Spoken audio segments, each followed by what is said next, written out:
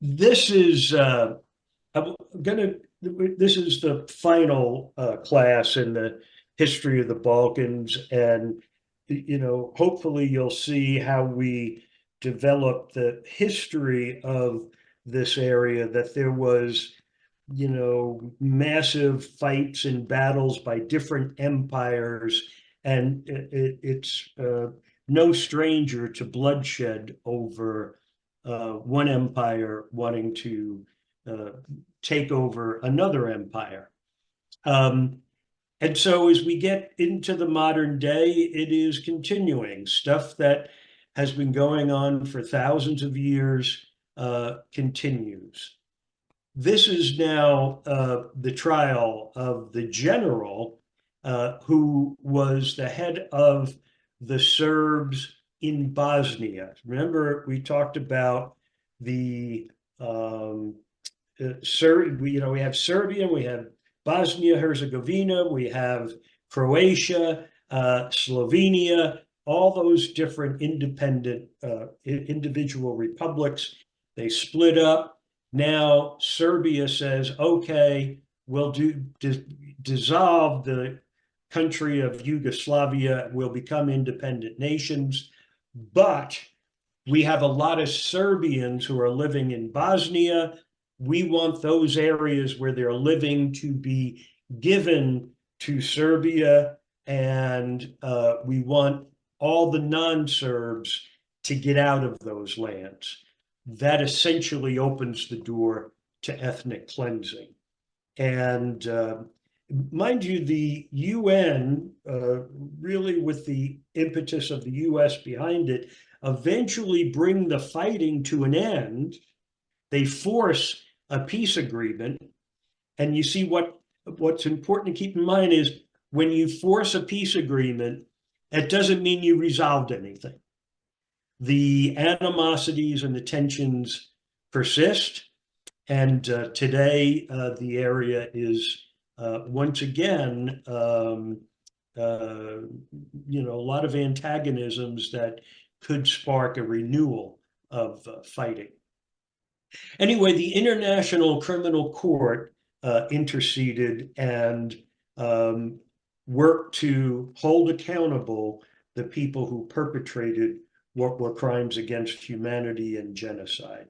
So I'm going to play a couple of clips from the trials, and hopefully we will have substantial time for discussion after that. This first clip is it's a very difficult clip for me to watch. It is the first person to testify in the case against Ratko Mladic, and I think you'll see why it is difficult.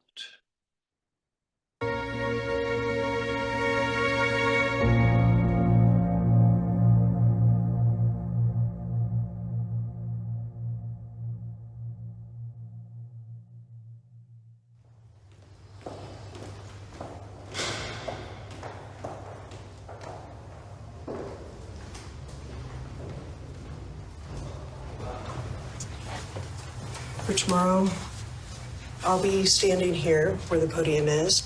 Mr. Groom will be next to me, and then Arthur will be sitting at the end. So when I walk in tomorrow, everyone is going to be here pretty much? Everybody will be here. Even yes. Defense, the defense will be here, and Mladic will already be in the courtroom. Okay. And he does have the two security guys on each side of him. The big thing to remember when you come in is a deep breath. Yes. I'm a little bit nervous. Brings the memories back. The first witness that's testifying is an extraordinary young man who was 14 at the time, Elvin Passage, and it's a crime that occurred in 1992, and it mirrors the crime committed in Srebrenica in 1995. And we've decided to call him first because it really demonstrates the way Mladic approached war and his willingness to commit terrible crimes. That's the public gallery behind you. He will just tell in his own words what happened to him and his family. And my wife is going to be somewhere in the back room? Yes. Okay. Yes. Yes, she'll be back right behind you. Okay. What's your impression of his recollection? Rock solid. Yes, yes. My impression is when he goes back in time, he remembers it exactly as he experienced it. He says he's nervous, but he looks okay. He looks like just appropriate level of nervousness that you expect, and I'm sure that'll be gone after the first few minutes in court. I agree. I think as soon as he, sits down and starts talking, I think he'll be fine.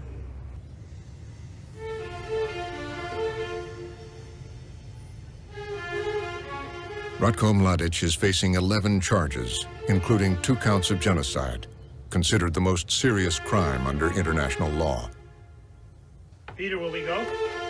The prosecution must prove his intent to destroy in whole or in part the non-Serb population in Bosnia.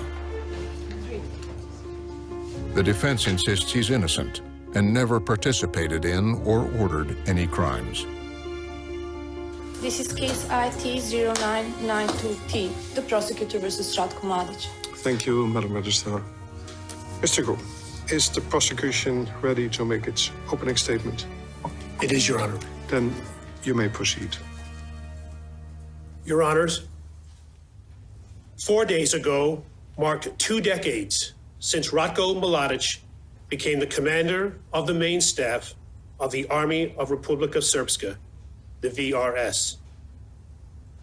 On that day, Mladic began his full participation in a criminal endeavor of ethnically cleansing much of Bosnia. The world watched in disbelief that in neighborhoods and villages within Europe, civilians who were targeted for no other reason than they were an ethnicity other than Serb. Their land, their lives, their dignity, attacked in a coordinated and carefully planned manner. The next time I address you about the evidence in this case will be at the end of the trial. At that time, when I come before you again, I will ask that you give the people of Bosnia what they have waited so long for. The truth about what Ratko Mladic did to that beautiful and complex land. The truth about what Ratko Mladic did to Bosnia's people.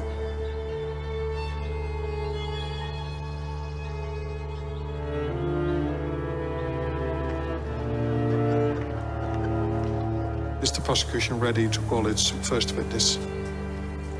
Your Honor, the prosecution is ready to call its first witness, Mr. Elvin Passage. I solemnly declare that I will speak the truth, the whole truth, and nothing but the truth. Yeah. Thank you, Mr. Passage. Please be seated. You will now first be examined by Ms. Bible, who's counsel for the prosecution. Thank you, Mr. President, Your Honors. Good afternoon, Mr. Passage. Could you tell us the size and ethnicity of your village? My village, Hrvatini, was 100% Muslim and approximately 100 houses. Drawing your attention to May of 1992, was there a religious occasion celebrated in your village? Yes, we were celebrating our holiday Bairam. The first day we went to the mosque. I was excited as a being little boy. On our second day, we were attacked. The bombs and the shells started landing in our village.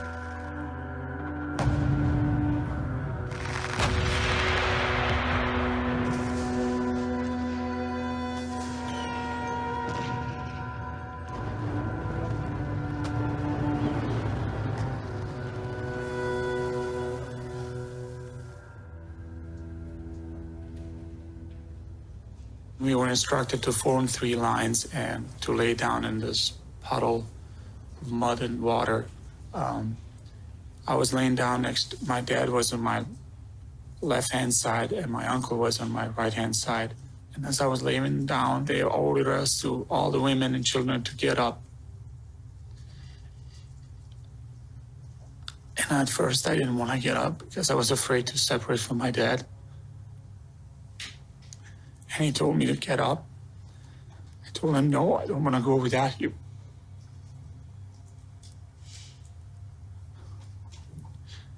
He says, get up. I said, oh. And my uncle insisted. He says, get up. You will survive.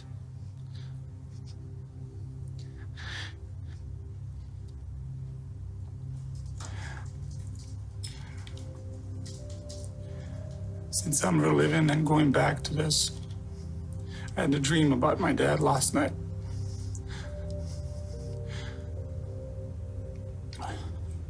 For the first time, I was able to see his face.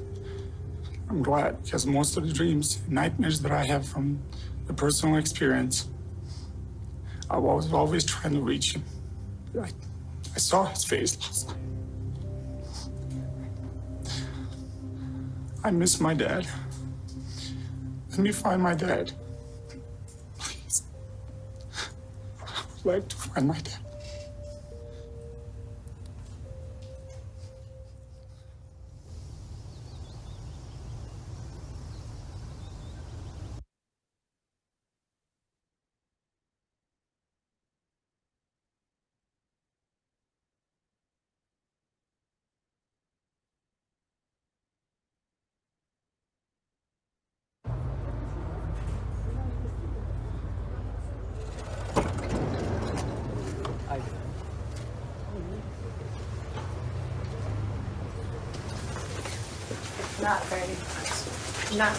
Not very fancy here. It's messy. The part where I am asking you questions, I think it's going to seem actually very short, surprisingly. And I think that you've probably been told this already, but Mladic will also be in the courtroom, sitting up behind his lawyers. We hope that he stays quiet and listens, because he should hear what you have to say. The reason we call him Salih Osmanovic is because she decided on the 11th of July that she had to leave with her family from Srebrenica. Otherwise, she would be killed by the Serbs. And this is the ethnic cleansing. This is the forcible transfer count. And so that's the first thing we bring out with her. Her situation was, all of a sudden, it is not safe for us to be here in our home anymore. Okay, well, there's fleeing the fighting, which is normal, and we all do that when the shells started. Was there anything indicated in her mind, anything else besides just fleeing shells falling? Well, and it's not just shells falling, it's the sense of being, what she communicated at least was, I, as a Muslim, am not going to be safe here. Not just, I might get caught in some random crossfire. She actually said, yeah, it was safe if you wanted to get your throat slit. How are you doing? Namaste. I can do that too. Okay. I'll see you in there in a minute. Stretch, no stretch.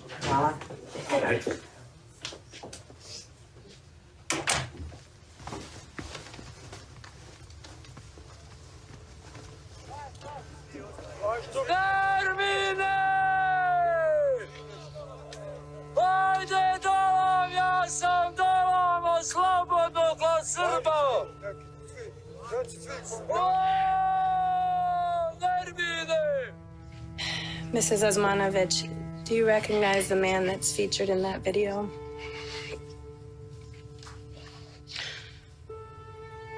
Da, normalno, to je moj čovjek.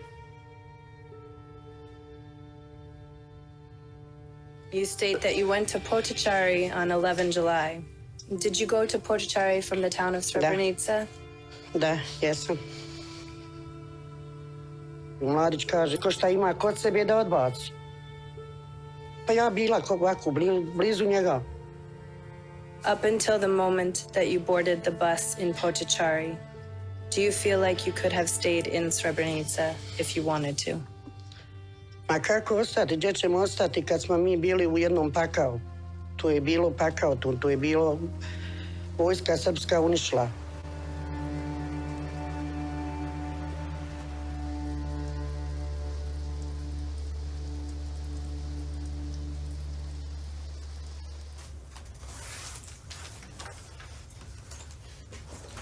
Prije svega mi želimo da čujemo od gospođe da nam iskreno kaže kakva je situacija bila u Potocari. Ko im je rekao da krenu? Ko ih je otjerao? Humanitarna situacija. Gdje je Mladić? Jesu li vidjeli generala Mladića? Jesu li vidjeli šta je govorio Potočar? Konkretna priča je konkretna priča, nemamo mi tu šta dirati.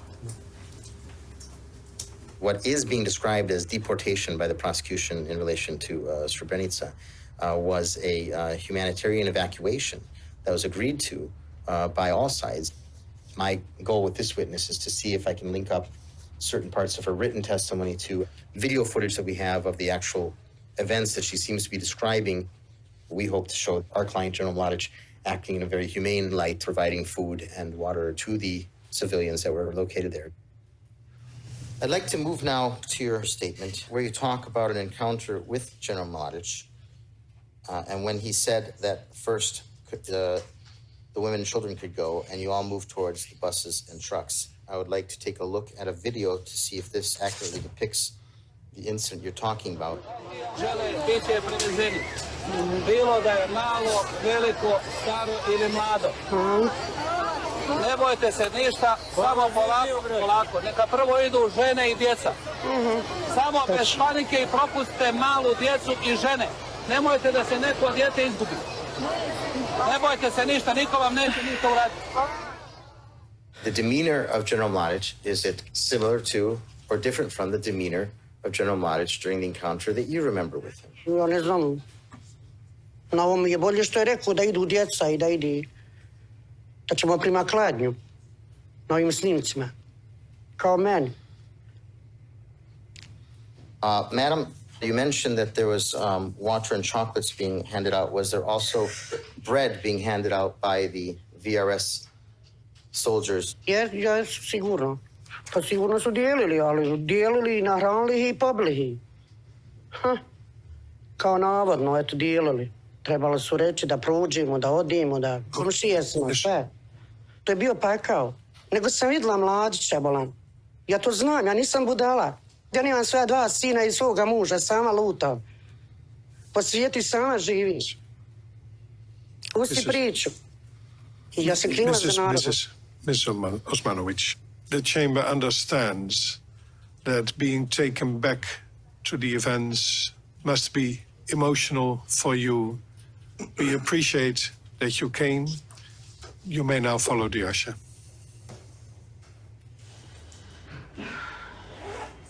Malo sam posjećala. I don't see how you did. You were just wonderful. Bili ste super. Thank you. Hvala puno. Then he really shook her. Although she was a victim, and when you have a victim in front of you, you have to deal with the victim very, very nicely, very softly. But still he was capable of shaking her. We have the instruction from the general to say sorry to a victim, and I never do that. It's not my job. Although he instructs me that, no. My job is to cross-examine. I'm a lawyer, I cross-examine. If you want to apologize, write a letter.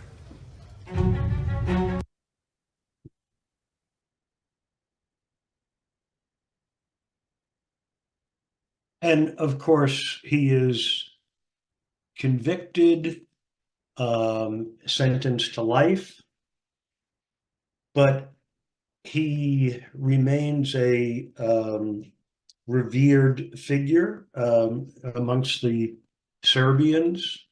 And this is just my view of it, but what I see occurring is the development of the idea of a lost cause.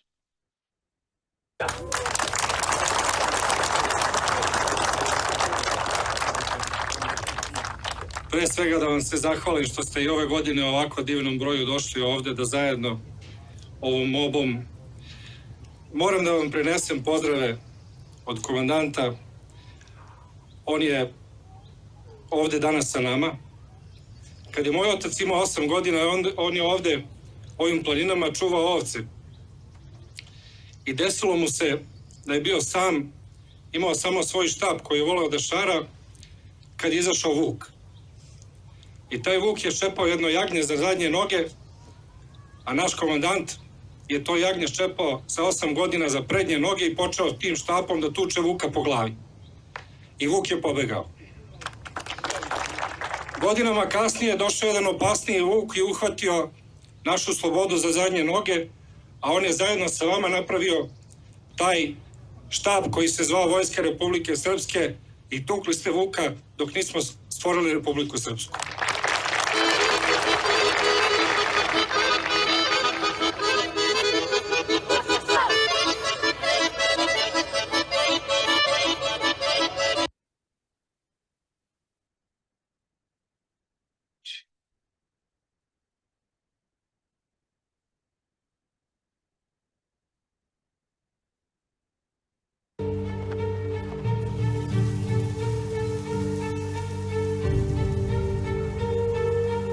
Nikakve sudove sem suda moga naroda. Niti mi treba odbrana. Za mene nije bitno koliko ću živjeti, već mi je bitno šta ću za svoga života uraditi za moj narod. Ja sam čovjek koji svim svojim bićem, kao i moji preci, pripadam svome narodu. Opstaćemo.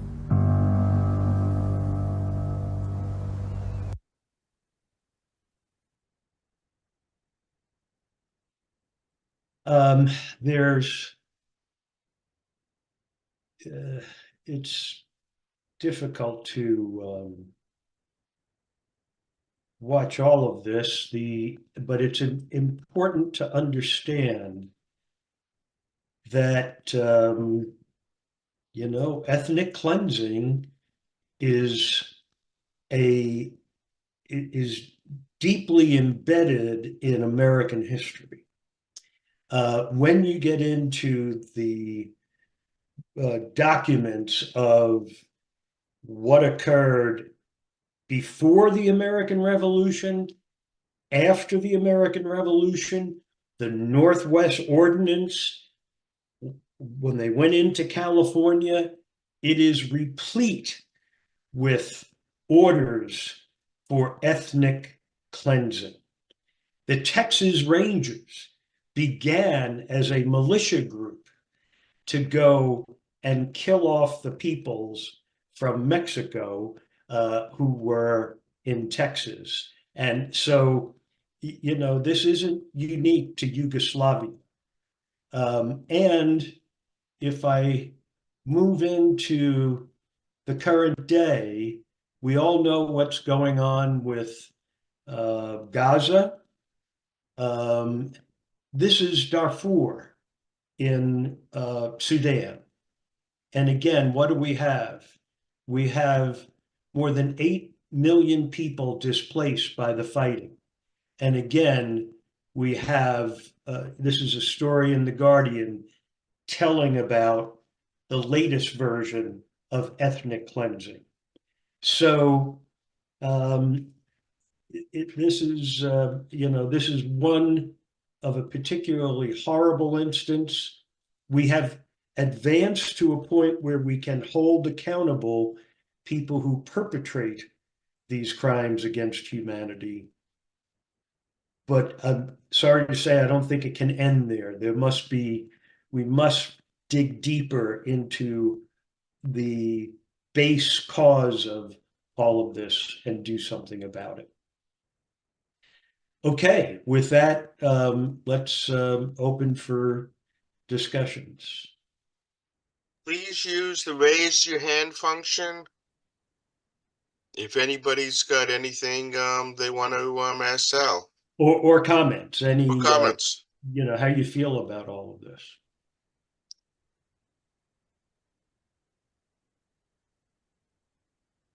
What actually happened to Ratko? What was the sentence? Life. Okay.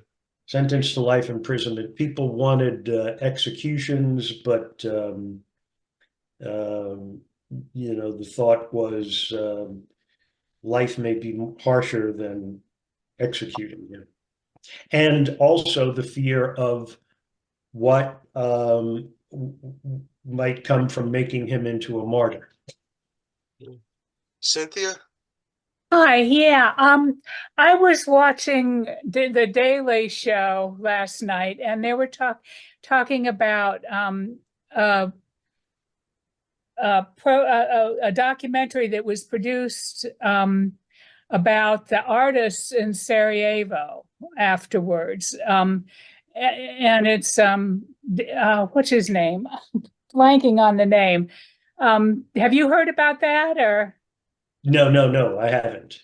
Oh God, it's the guy from Boston, Ben Affleck, and Oh, his brother? Was it his brother? Casey Affleck? I'm sorry, what?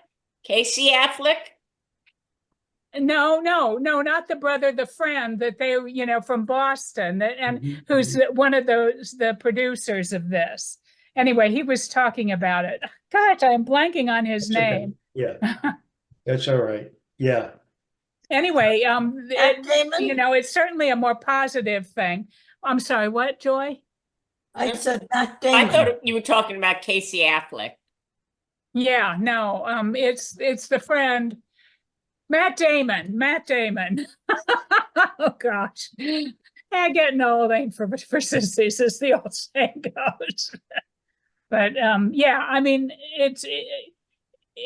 I don't know. I mean, it's just a terrible situation, but And has he produced a documentary about it, or? It is a documentary that is just come out. Let me see if I can Google it and get clarification, Matt. Yeah. Well, while you do that, Joy, did you have something? Yeah, just a comment.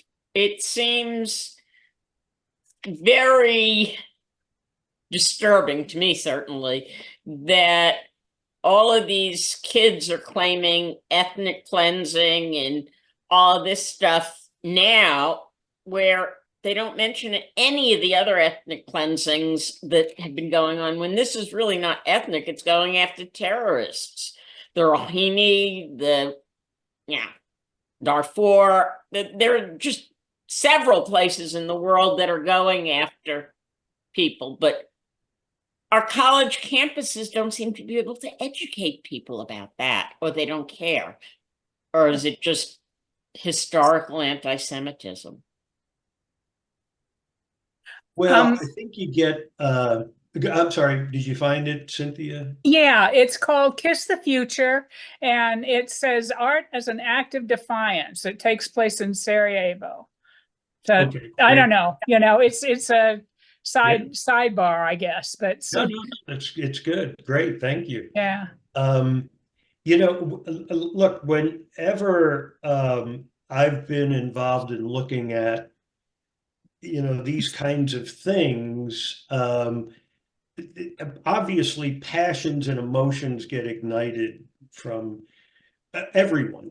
And, my thing is that as I've researched more and more of this, what I find is that it becomes like a template, that this is what what we're going to do. And particularly when those emotions are so high, it is in Vietnam, they would say, we're going to go out on this mission. Don't brutalize any of the civilians. And guys would say, as far as I'm concerned, they're all Viet Cong. So that kind of thinking comes on, and then you get the My Lai massacre, and that's just one example, but there are hundreds, thousands of these things where we're not just going after, we didn't just go after Saddam Hussein, we didn't just go after bin Laden, we said, no, this is a war, and we were going to go kill them. And so it quickly, you can give it whatever name you want, but it is really a massive assault and brutality for what is the purpose? Often it is for revenge. It's for, I want a platform to vent my anger. As I told the story before, right after 9/11, I was in a meeting, and what should we do in response? And universally it was, we need to go kick someone's butt. And my thing was, you know, we are supposed to be the people who aren't going to get ignited by the emotions. We're supposed to give thought to this, you know. But that has nothing, but that doesn't explain why at this time it seems like the world is only concerned about the Gaza, that all the other killing in the world doesn't matter. All the other ethnic cleansing doesn't matter. And it can appear that way. I think it does matter. And I agree it matters, but why collectively in the world does it not seem to matter? Well, we're getting in our news reporting more of a focus on Gaza because we have made such a commitment to Israel. But if I just look at international press, yeah, it's got a prominent place, but so does Darfur. So what's going on in Syria and other places? It's not just limited there. But we get, you know, what we see on the news isn't necessarily reflective of the broad picture and the landscape of what's being done there. I understand. I mean, you know, it can seem like people now are ganging up on Israel. You know, and I would say really from the public relation, you know, when you win a war is a political event. You have to win the politics. And the Israeli government seems to be kind of, you know, tone deaf to that. I mean, you know, if you say to the people, pick up from North Fulton County, I want all of you to get down to Montgomery, Alabama, because we're going to bomb up here in the north. And then when they're all down in Montgomery, you say, well, I want you to get out of Montgomery because we're going to bomb there too. This is not a very well run response. In fact, I agree with you. It's not a well-run response, but the international court and countries in Africa weren't against the Rohingya, you know, the victimization of the Rohingya or other people. You know, how many years did it take for Serbia? 20 years. But now it's immediate and it's hard to separate out. I don't like the government of Israel. That's a given.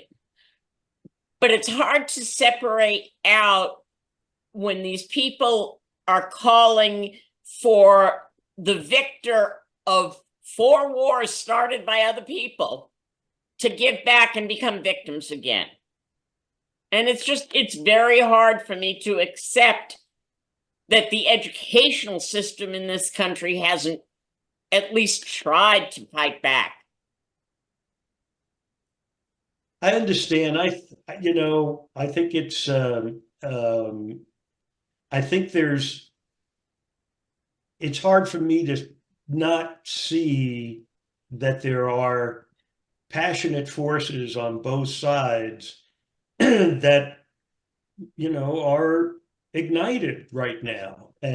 But again, if I was advising, you know, again, I have to try to insulate myself from the emotions, and it's very hard to do. I understand. I mean, I'm subject to that as well. I mean, really, to try to be an analyst who's giving advice, it's I think it's the most difficult part of the job, because what you're doing is you're telling people in power what your instinct is to do may not be the right thing. That doesn't make you very popular. And so I understand it. But if I just look at it from, you know, you're engaged in this conflict, what have you put together as a strategy? Obviously, it seems to me that there was no strategy, and that's going to mean in the public relations realm, it's not going to go well, and it's not going well. And I think if they don't want that, then you have to give more thought to it. Same thing happened with America when we went into Iraq and Afghanistan. That didn't work. That didn't play out well at all, and it went on for 40 years. So, I mean, it's difficult, but I still keep wanting to push people. We got to go back and look at the thousands of years ago when the first empire, the Akkadian Empire, is right there in the cradle of civilization. That's the Middle East. That is Israel. That is Iraq, Iran, all of them. Mm-hmm. And that first empire, what does empire mean?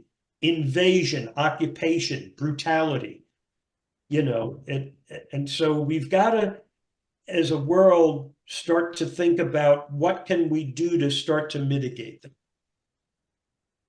I know it's not a good answer. I know it's not a satisfactory answer, but that's the best one that I can come up with. Yeah. Carl. Yes, somewhat on the same line. I go back to the very, very beginnings of the human animal, animal being the operative word, and how animals reject the different, the one that is not part of our tribe at any given moment, and how to develop as feeling for acceptance when there's seems to be very hardwired in there, and it doesn't take a great deal to ignite again and again and again the get rid of the different, whether it be Indians in the West, Mexicans in the South, Serbians, Croatians, you name it, get rid of them. They're different. They're not us. And how do we rise above this urge that seems to be part of the animal nature? In some ways, we haven't progressed a great deal. And yeah, no, I'm with you.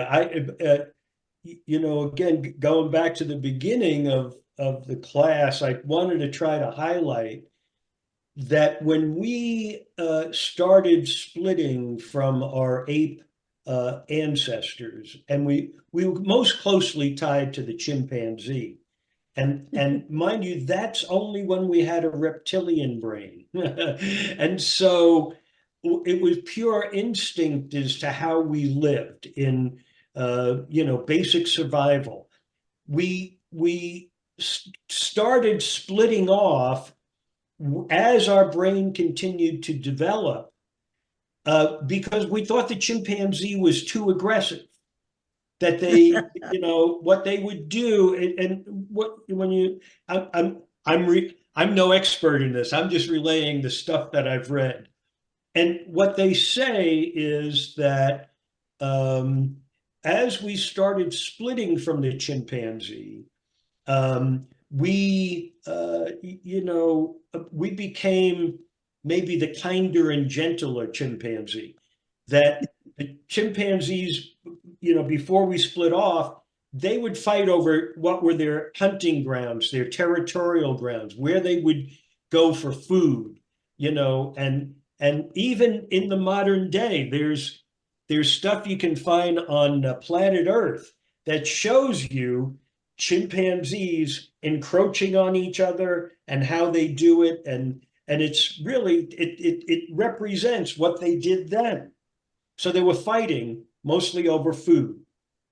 Mm-hmm. And so we split off, and over time our brain develops the limbic system, and we become more intelligent, and we discover that if we're more cooperative with each other in our small bands of people, we can survive and have access to food in a way that's really more advanced than what the chimpanzee was able to do.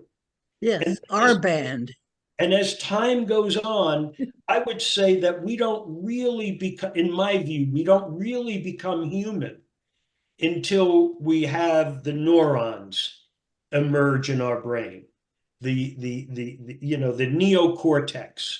Then we get the knowledge and the ability to strategize and retain information and synthesize it. So what I'm saying is, I think, I mean, my hope is that over what may be another million years or 100,000 years or however long it is, that our brain will continue to expand, become more sophisticated, and we will find answers for not killing each other. We will see that it is in our interest to not kill each other, not have these kinds of wars right now, and find the way to mitigate what is motivating many of these fights. And I would argue the motivation goes back to economics than pretty much. But we're still, the different doesn't matter. It's not our tribe. No, I think I think wish that we had developed to the point where we could embrace a larger and larger tribe, so it becomes all of humanity. But I think what happens is it flips back to the earlier stages too easily. Yeah, I think the idea of, whoever is different, we don't like. I believe in my view of reading it, it is something that is inflamed by the political leadership, by the power elites, so that people will fight each other. So because what they do is use those differences to trigger fears. And then once you trigger fear, it quickly moves to hate, and then you get warfare. But I make a distinction between the mass of people and the people who are leading, between the leadership and the led. The leadership has its agenda, which I would argue is primarily economic, and the led has is simply adopting the agenda that's been given to them by the leaders. Yeah. Politics is power. Yeah. Anyway. Sal, I want to ask permission to raise an issue about another class. Is that okay? Yeah, sure. I'm really intrigued by your analysis of the American Revolution. And I just finished a book by Michael Thurmond, that happens to be the CEO of DeKalb County, on James Oglethorpe. And one of the things that Thurmond is trying to do in the book is create a new narrative for Oglethorpe, that he was an abolitionist. But one of the subtexts in the book is the American Revolution, and that the British were recruiting former slaves to serve in the British Army, and many of them served, and promised them if they did, they would be free. Mm-hmm. So here's if an alternate history. Thurmond seems to be making the case, although he doesn't say it explicitly, that if the British had won the American Revolution, that slavery could have been abolished, as it was in Britain, sooner than 1865 or 1864. And that a big motivation for the revolution was the preservation of slavery, as you've discussed. Right. So do you believe that could have been an alternate history? That if the American Revolution had not, and so the American Revolution was a coalition of New England industrialists and whatever, but mainly Southern industrialists and agrarian who were making a lot of money by supplying cotton to the British and to Europe. And they wanted to keep that going. Well, yeah, I do agree with it. Here's the thing is that the British were, their focus of attention at the time of the American Revolution was not North America. It was the West Indies. Right. Right? They were making a bundle of money there. They had loads of revolutions happening. One of the most prominent was Tacky's revolt. But they had uprisings, and they didn't have the manpower to keep things under control in the West Indies and in North America, and while they're invading China, Asia. So they were spread too thin. The West Indies, they were so terrified, and England was saying, well, we got to spread them out. They said, look, we will pay the troops. So the colonies there were paying to have British troops there. Now, when it comes to North America, Britain says, you know what? We're going to have to use these slaves in militias to keep control over the conflicts that are going on there. Now, what were the conflicts going on leading up to the American Revolution? Again, you have the leadership, and then you have the led. The leadership wanted Indian lands where they could extract resources from it using enslaved labor to make themselves extraordinarily wealthy. That was it. And that's North and South. And so there was a threat to slavery based on a case in England, the James Somerset case, and they feared that they were going to eliminate slave. They were going to say, there isn't law to support slavery. You got to set them all free. Secondly, was the proclamation line that said, we don't want you going across the Appalachian Mountains. So when you cut them off from new lands, from the ability to extract resources, and you're cutting them off from slaves, they said, you're making us slaves.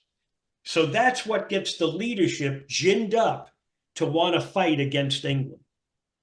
For the people who are being led, what they used to gin them up is they said, England is talking with the natives to go and kill the white people.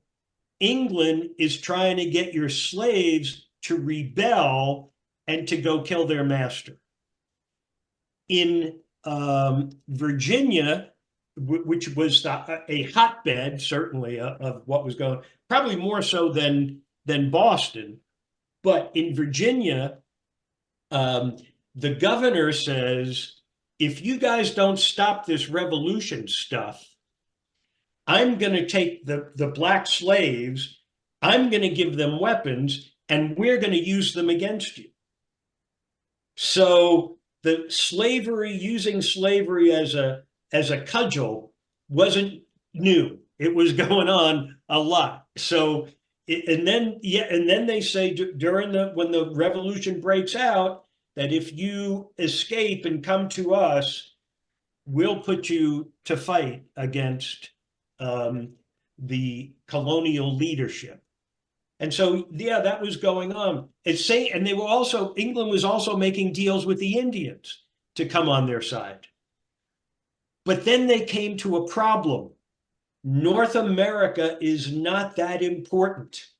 What's important are the West Indies and China, because the cotton industry was just then in its infancy stage, but they knew it was about to explode. They had the machinery. They knew how to build these looms. They now had in their mind, we're gonna make a textile fortune. So that was England's, kind of what's going on there. But then they have, within England, evangelicals are fighting against slavery, and they win the day, so to speak. And because they have all these rebellions going on, England says, we got to change. We're gonna end slavery, but mind you, it's very limited at first, gets expanded later on, but then they say we're going to have to compensate the slave owners where we have said, and they set them free in the West Indies. So, all of it. So I would say, yeah, there's a lot of validity to that. And and so if England had remained, in control, just as they had gotten rid of slavery in the West Indies, ended the international slave trade. So they weren't shipping more Africans into the West Indies and other places. Later on, in the 1830s, is when they then eliminate slavery altogether. So slavery would have continued under England into the 1830s, I believe, had they remained in control. So one can make an argument that the American Revolution was a large mistake. In other words, it would have been better had England prevailed.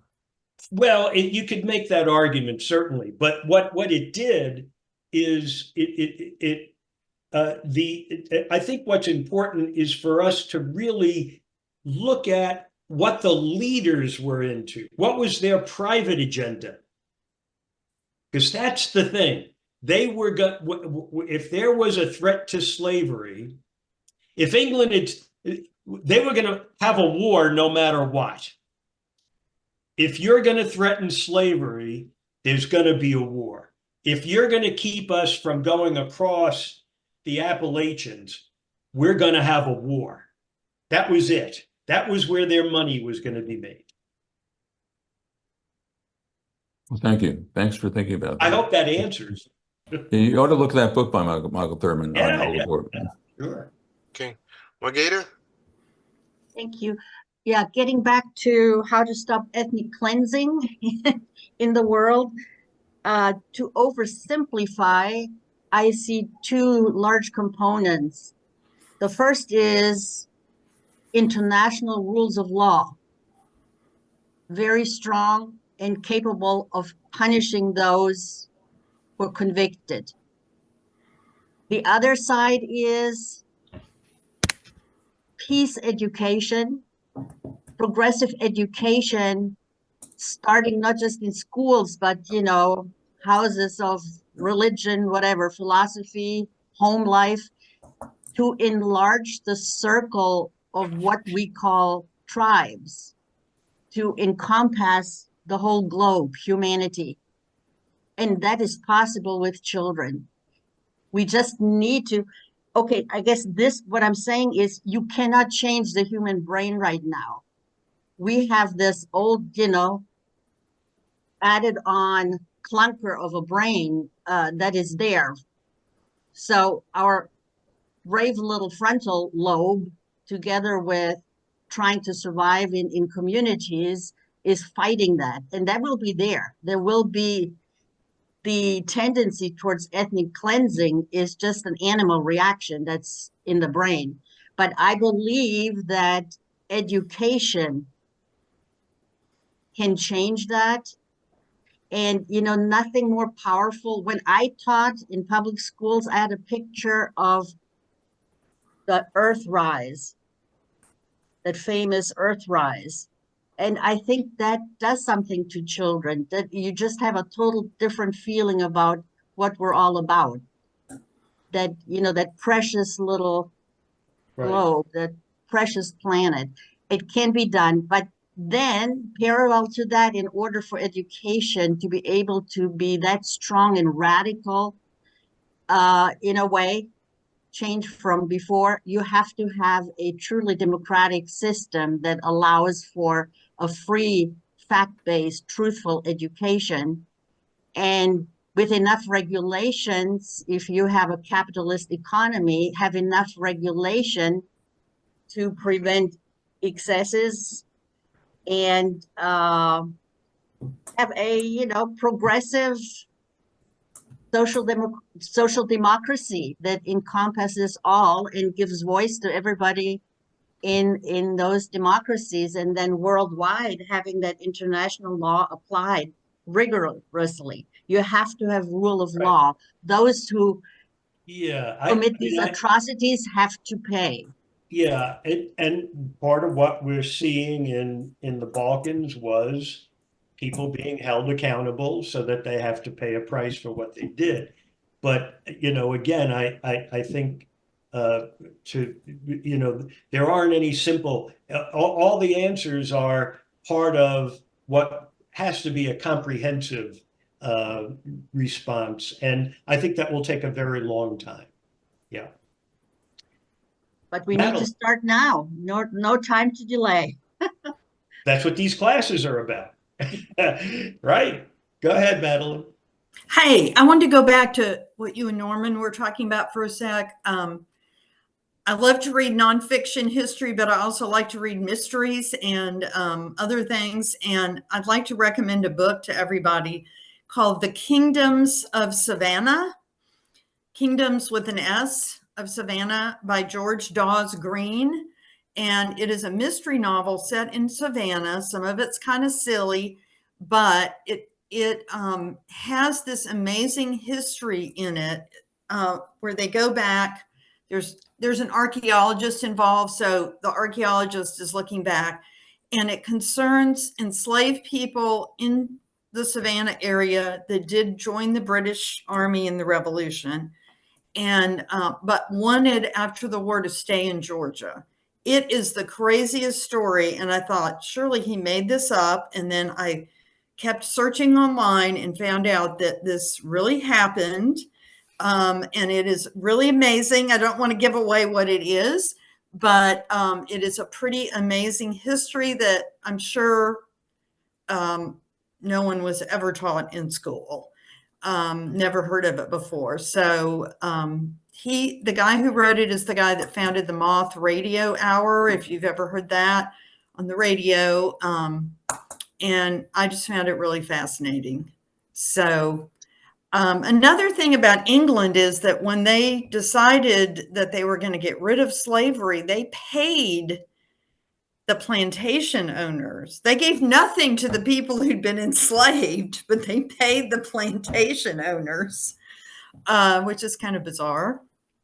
So just wanted to mention they just finished paying the slave owners in 2015. That's how long it took them to compensate. And a lot of the great estates in England were built on the slavery in the Caribbean. Absolutely. So, when you go on trips to Europe, Asia, South America, and you're looking at those castles and all that stuff, understand you're standing on blood-soaked land. But, by the way, in Savannah, there's a tour that starts down at the river walk and shows you where the slaves came in, where they were held, and there's still markings on the walls, and person explains to you what they are about. And when you go up to the cotton exchange, just right up the stairs, there's ironwork, which has a lot of symbols from Africa to tell a story, and it's really quite remarkable. Do they take you to the African American Baptist Church that has Muslim figures from Africa inside the church? Yeah, It's in Savannah too. Yeah, wow, great. Yeah, go ahead, Bob.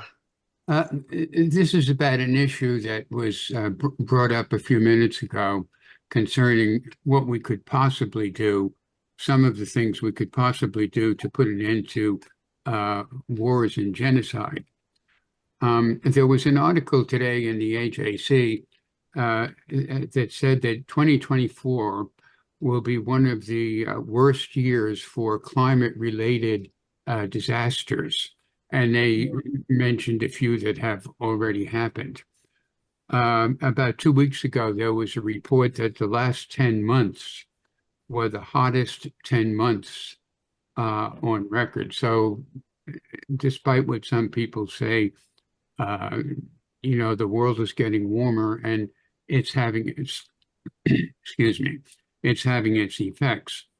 Well, you know, if some countries, or hopefully all countries, could unite against this one common enemy that we have, if we could all have this one overriding goal of doing something about controlling disastrous climate change, if we could all unite together, it's possible that that would be a contribution towards putting an end to this enmity among different groups of people and the genocide and wars that have been happening.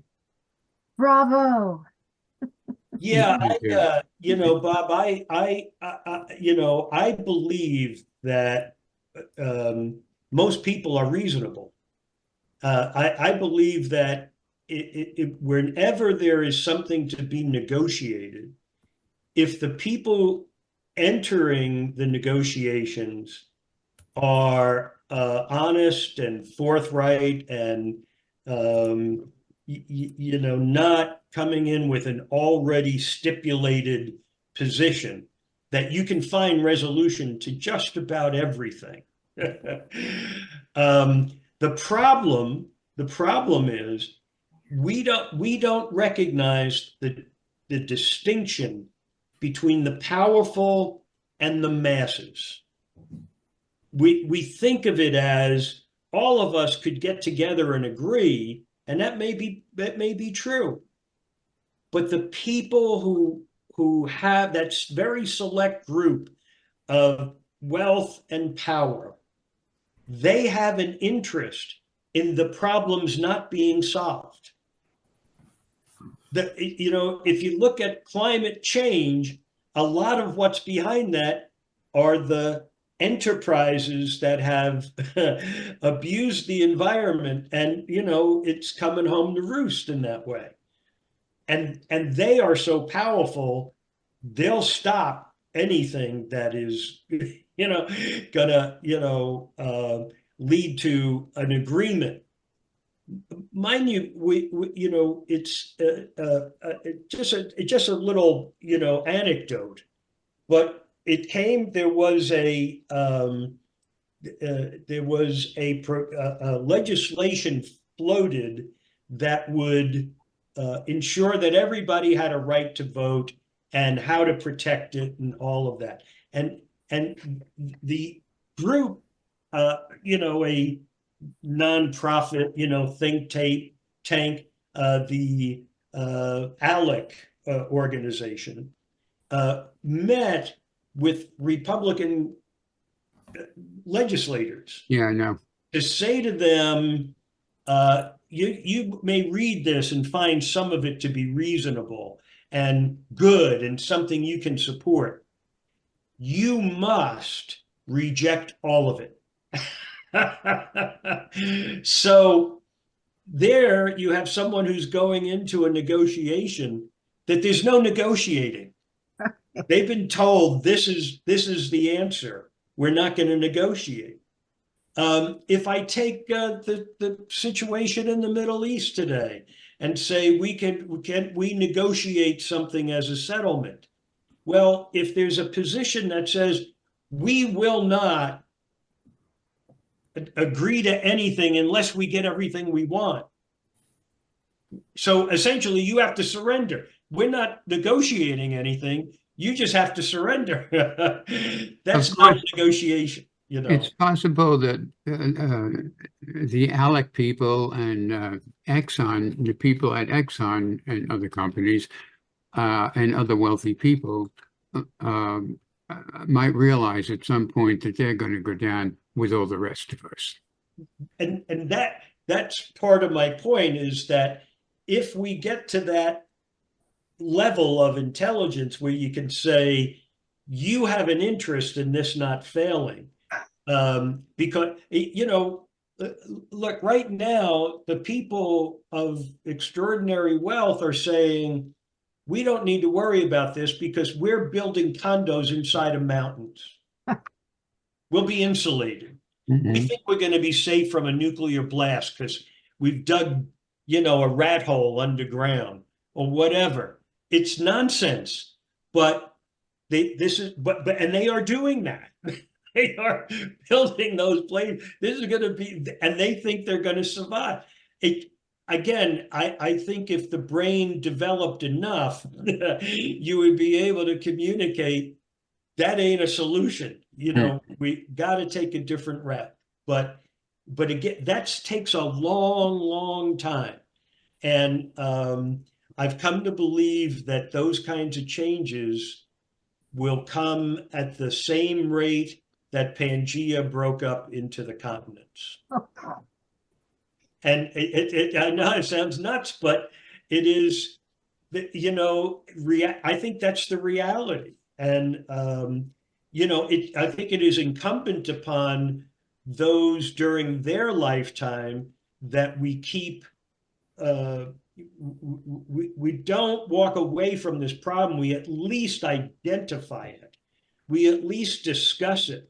We at least look at possible solutions. And we keep advancing it generation after generation after generation. That's just my belief. And I don't know. I mean, I think we have come away. We do have an international court now.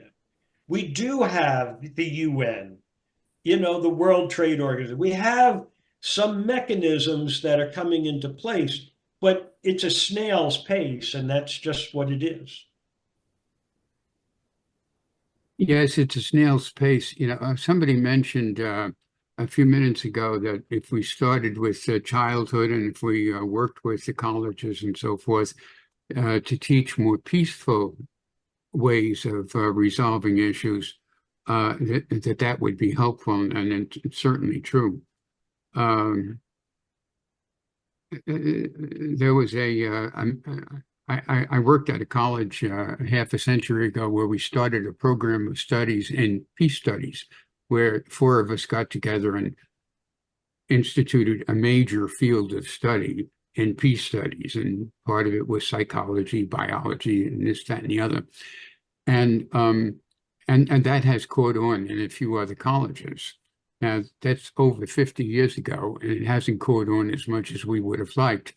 But at least it was a start of getting people to think in a different way of resolving international conflicts. Instead of bringing people up here from Central America and training them to support corrupt governments down there, we could take a different route and teach people to look for peace in Central America and other places. And those peace program, educational programs, they have sprouted up in a lot of different places. I mean, it's not that unique. Look, I was involved with a program that was to teach police how to diffuse hostile confrontations before they have to use muscle. Very well thought out, a very successful program. And it is spread, and it is still spreading.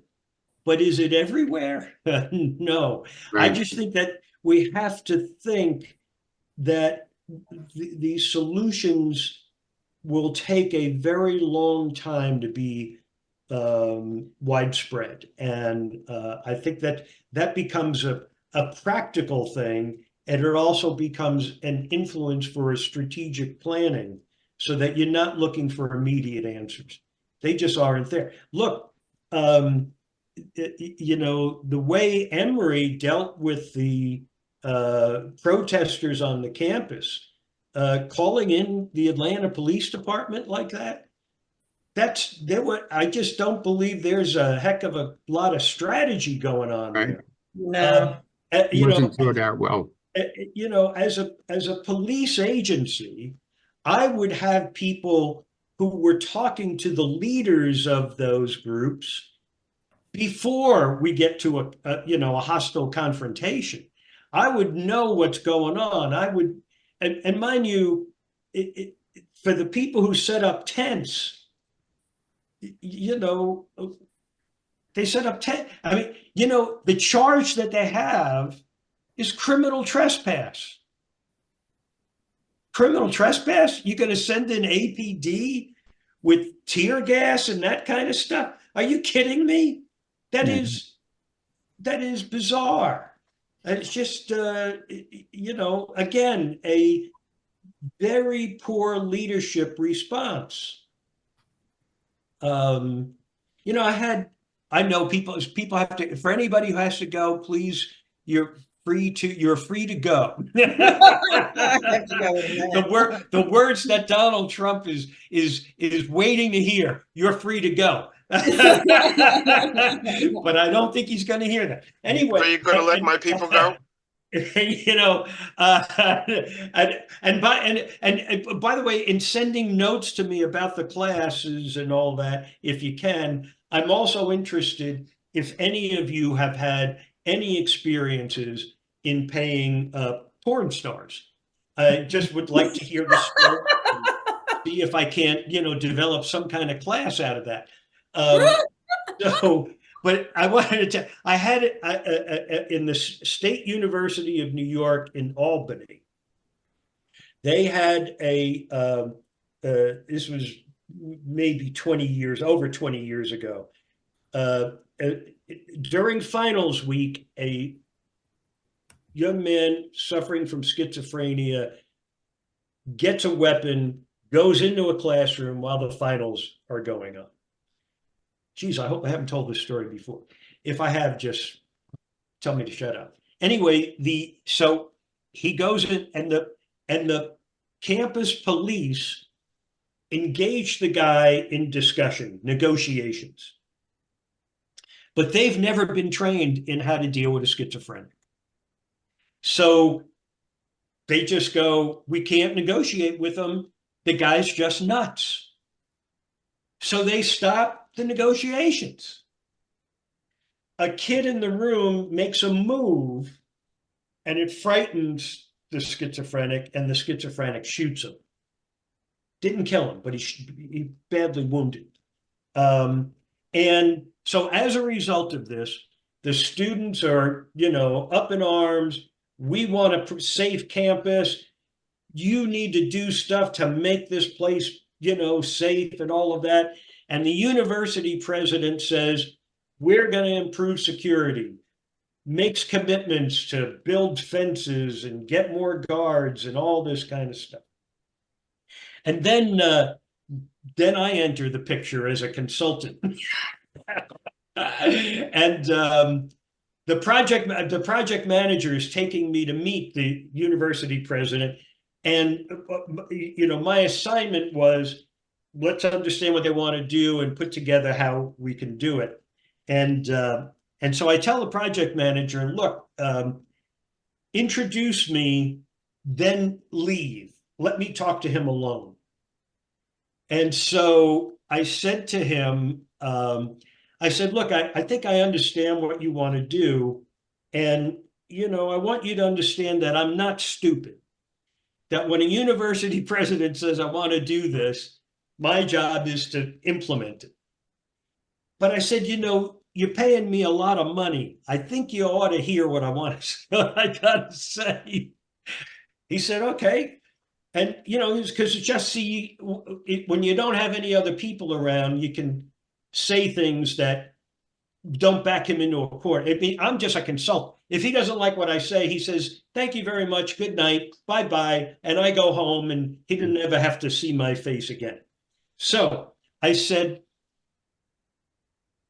think about this. You put security guards in all these places, dormitories all over the place. I said, these students are going to go home now for a break. When they come back, things will have cooled down.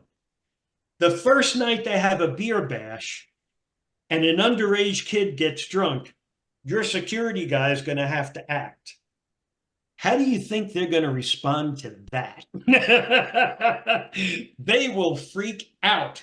And so, he got it. And, I said, tell him what you're going to do, as opposed to just doing some ad hoc upgrades. You want to do a comprehensive analysis and will then upgrade security. So that's what he did. But again, it's that knee-jerk response by people who haven't thought it through is always a danger. And, it's just another example. That's what we did with Iraq, and that's what we did with Afghanistan. And with Iraq, it's over 40 years. Mm-hmm. Iraq, today they have, there's the Atlanta Film Society has just finished their film festival, but you still have films that you can get on their virtual that you could watch at home, only for a couple of more days. There's a movie on there called Baghdad on Fire. It's a recent production, Baghdad on Fire. Look at how well everything worked out from our knee-jerk response. Kuwait. Again, just terrible, terrible. When the demonstrations at Columbia were going on a couple of weeks ago, I was reminded that essentially the same thing happened in 1968. And a kid who was a demonstrator wrote a book about the strategies they used and the strategies the administration was using and how they came to certain agreements and resolved things relatively peacefully. So around 10 years ago, I picked up a book by a professor at Brigham and Women's Hospital up in Boston, a medical book, and I looked at the name of the author, and lo and behold, it was the same kid who had written the book in 1968 or 9, and I wondered why somebody didn't read the kid's book last week or last month and find out what strategies you could use that were effective back in 1968, because they worked then and they would work now too. Bob, I can, if you have, wherever it is, a group of people who feel aggrieved, they don't have power, they're down on the bottom of the rung, and they're being beaten up and they want to fight back. But they can't, they just don't have the power. And as they want to get people to support them, but they're just not getting there. This is like a standard specification. Have an outrageous attack against the people who you think are aggrieving you. Provoke them into reacting. Right. Their reaction will be far worse than what you did. Exactly. And the world will turn against them. Yes. What happened with Iraq? What at 9/11? The world was on our side. Mm-hmm. Saudi Arabia was going to recognize Israel. What? Egypt. I mean, all these countries were saying, we are on your side. Even Iran came to say, we want to help you, right? And what did we do? We took all that support that was there for us, and we blew it. And the world turned against us. They were demonstrating across the globe. I mean, that's just one example. I can go down dozens of them, and on the other hand, here's Martin Luther King, who's provoking, the NAACP, they're provoking attacks on them and the whole world is watching. It works, right? Then they go down to Albany, Georgia. They want to do the same thing. And the police chief says, we're not doing that. we're not going to go beat them up. And you know, and so they go down there, and it's like, what the hell are we going to do? There's no way you can get these people mad. And it fizzles. I just, yeah, I'm sorry, I'm rambling on. It's just, it is near and dear to my heart. One thing though, Columbia didn't actually work because my dad actually got hurt in that. He worked for the Daily News. The photographer tried to get up on a wall to take a picture. Somebody pushed him off. My dad caught him and hurt his back. So yeah, Columbia wasn't peaceful.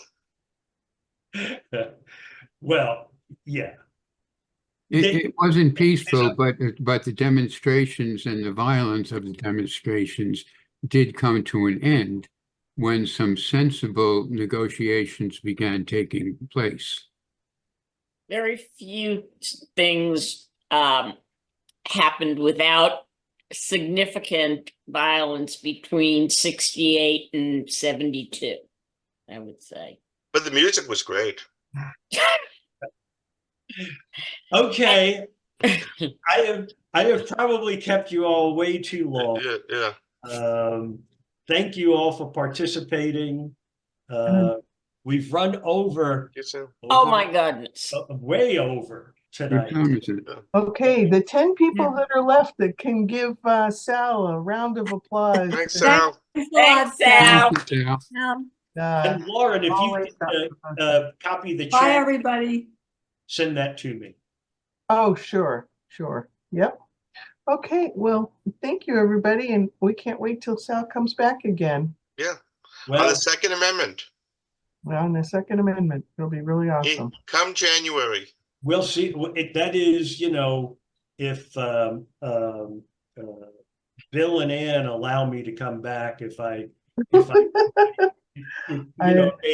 they allow my parole. Yeah. Yes. Don't Coming see that to a as an computer issue. screen near you. Okay.